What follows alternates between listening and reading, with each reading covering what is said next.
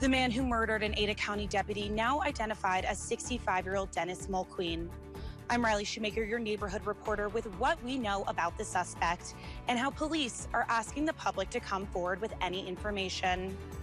We just want to do something for the family, something for the community, help heal. I'm your Garden City neighborhood reporter, Isaiah Sharp, and I spoke to local businesses stepping up, supporting the family of fallen deputy Tobin Bolter. I'm Chief Meteorologist Scott Roval. I hope you're enjoying beautiful, warm conditions. The temperatures are soaring, but also there's a threat for some thunderstorms. I'll let you know when we could see those, plus what's in store as we head into the weekend.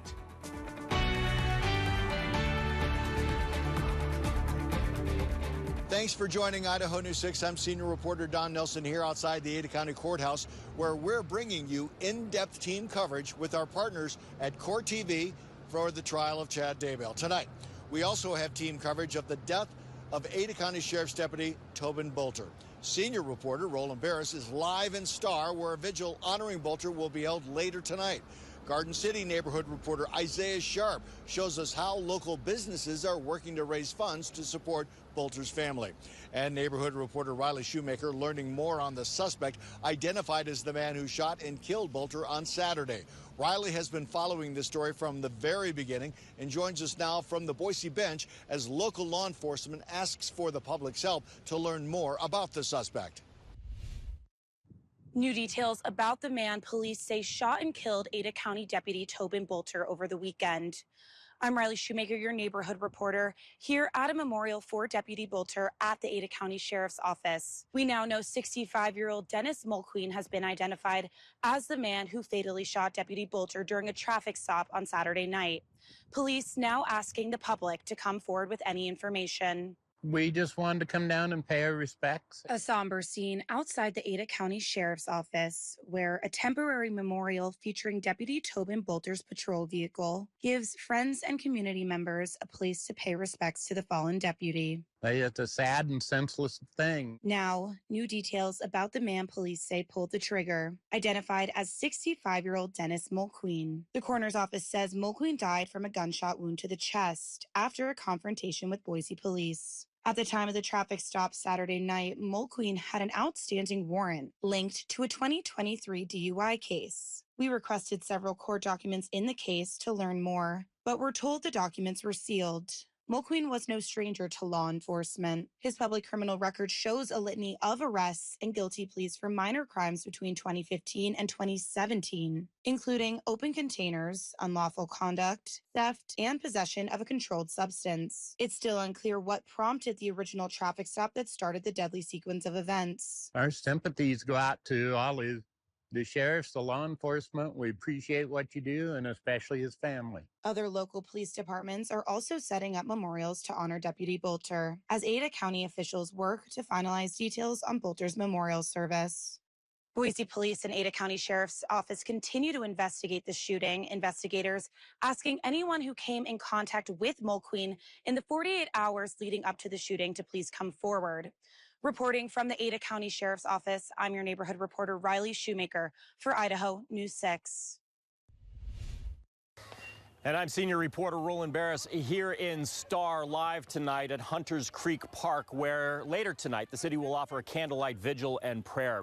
Now, this vigil to honor Deputy Bolter and to pray for those who knew and loved him, but also to pray for Deputy Dallas Denny, who was injured in an accident on her way to assist Bolter on Saturday.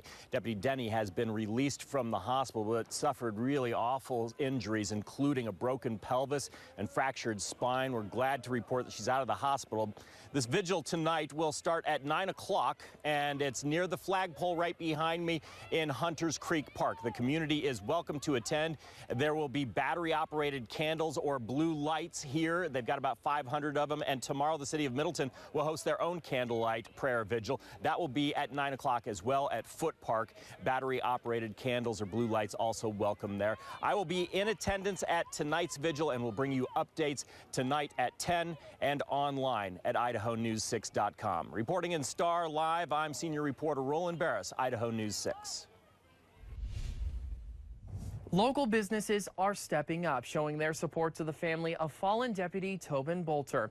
I'm your Garden City neighborhood reporter Isaiah Sharp here at Disciples Coffee in Garden City to learn more about how and why they're donating their proceeds this weekend.